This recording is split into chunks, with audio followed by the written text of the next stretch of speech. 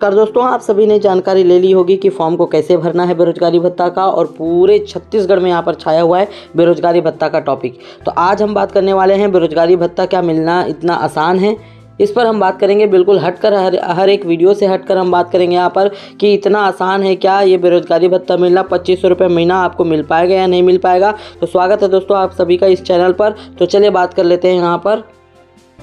तो देखिए, जैसे आप फॉर्म में डॉक्यूमेंट को अपलोड कर देंगे, उसके बाद आपको 3 कौशल प्रशिक्षण कोर्स हेतु संबंधी जानकारी आपको पूछेगा।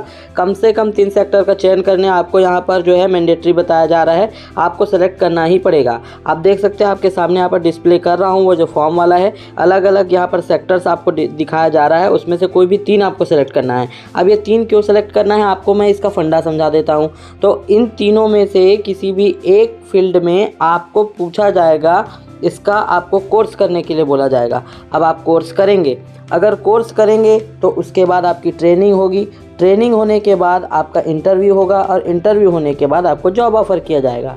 अब इस पूरे प्रोसेस में आपको बता दूं कहाँ से आप हट सकते हैं, नॉट एलिजिबल हो सकते हैं। पहली बात, अगर आपको बोला जाएगा ट्रेनिंग करना है और आप अगर मना कर दिए तो फिर क्या होगा, आप यहाँ से आउट हो जाएंगे, आपको बेरोजगारी भत्ता नहीं मिलेगा क्योंकि आपने स्वेच्छा से कह दिया।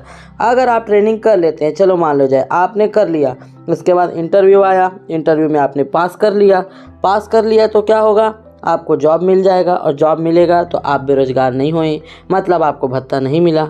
और अगर आप इस इंटरव्यू को कंडक्ट होगा जब आप तो नहीं दिलाएंगे तो फिर आपने खुद मना किया तो आप फिर से यहाँ पर अपात्र हो जाएंगे। तो इस तरह से यहाँ पर अभी क्या बताया जा रहा है कि इन 3 मतलब ज़्यादातर कोशिश की जाएगी कि बच्चा जो है ये ट्रेनिंग स्किल टेस्ट को कर ले, इस फील्ड में चला जाए और उसके बाद उसको रोज़गार मिल जाए। उसके बावजूद भी अगर नहीं मिलता है तब जाकर यहाँ पर उसको बेरोजगारी भत्ता देने की बात हो रही है। ठीक है, इसके साथ ही अभी नेक्स्ट आगे हम देखते हैं और क्या बताया हुआ है।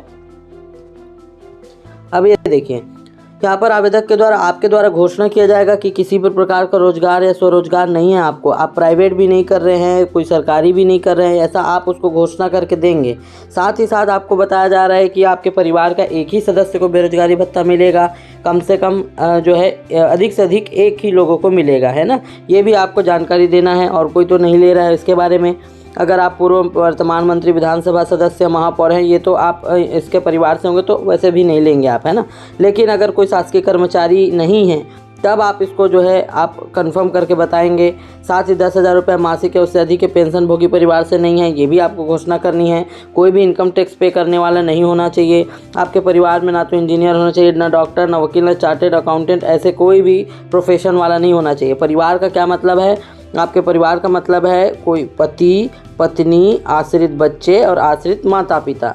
आप सभी को भौतिक सत्यापन कराना होगा। ये सब जो फॉर्म भरने के बाद जब इसका यहाँ पर सत्यापन चालू होगा तब आप सभी को ये जो आप टिक करके यहाँ पर घोषणा करती हूँ कि ऊपर दी गई जानकारी मेरे ज्ञान और विश्वास के अनुसार सत्य है, अगर मेरे द्वारा जानकारी गलत पाई जाती है तो मेरा बेरोजगारी भत्ता की पात्रता जो है समाप्त कर दी जाएगी।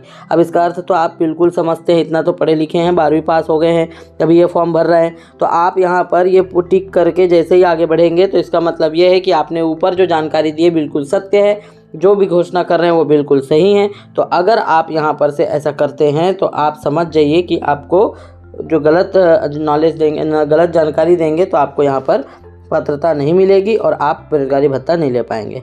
तो बिल्कुल सिंपल सा फंडा है, बहुत ही ज़्यादा क्रिटिकल सिचुएशंस है। यहाँ पर पात्रता की शर्तों के अनुसार हर एक को पात्रता घोषित नहीं होगा। साथ ही आप सभी को एकदम से सबके सबको भत्ता मिलेगा ऐसा कोई गारंटी नहीं है। आपको स्किल टेस्ट के बारे में बात कर रहे हैं। स्किल टेस्ट में आपको जो है फॉर्म भरने के बाद आवेदन करवाया जाएगा, तो आपको आवेदन करना है। अगर नहीं करेंगे तो अपात्र हो जाएंगे, अगर करते हैं तो आपकी ट्रेनिंग होगी, और ट्रेनिंग के बाद आपकी इंटरव्यू होगी, और उसमें होने के बाद आपने अगर जॉब कर लिया तो आप तो रोज़गार मिल गया आपको, तो फिर पात्रता तो है ही नहीं, फिर आपके पास जॉब आ गई तो। और अगर इंटरव्यू के बाद अगर आपका सिलेक्शन नहीं होता है तब आपको मिलेगा। तो कहीं ना कहीं बहुत ही ज़्यादा क्रिटिकल सिचुएशन है यहाँ पर। आप अगर प्राइवेट जॉब करते हैं तो आपको नहीं मिलेगा, साथ ही गवर्नमेंट में है तो अब तो आपको मिलेगा ही नहीं, सीधी सी बात है। और उसके बावजूद भी अगर आप जो है यहाँ पर 2 साल के पहले का पंजीयन नहीं कराए हुए हैं, अगर नवीनीकरण करवाया है उसको कुछ छूट दिया हुआ है कुछ कैंडिडेट्स को कैटेगरी वाइज, लेकिन अगर 2 साल के पहले का ही है तभी आपको मिलेगा, नहीं तो नहीं मिलेगा। तो ऐसे बहुत सारे कैंडिडेट छट जाने वाले हैं। बहुत ही ज़्यादा क्रिटिकल है यहाँ पर। बेरोजगारी भत्ता मिलना इतना आसान नहीं है। 2500 रुपये प्रति माह आपको नहीं मिलेगा, कंफर्म नहीं है। आप एकदम श्योर मत रहिए कि आपको ये जो भत्ता है वो मिलने वाला है, तो ध्यान रखिएगा। इस वीडियो में सिर्फ इतना ही। आगे और नई जानकारी के साथ आपसे फिर से मुलाकात होगी, तब तक के लिए धन्यवाद।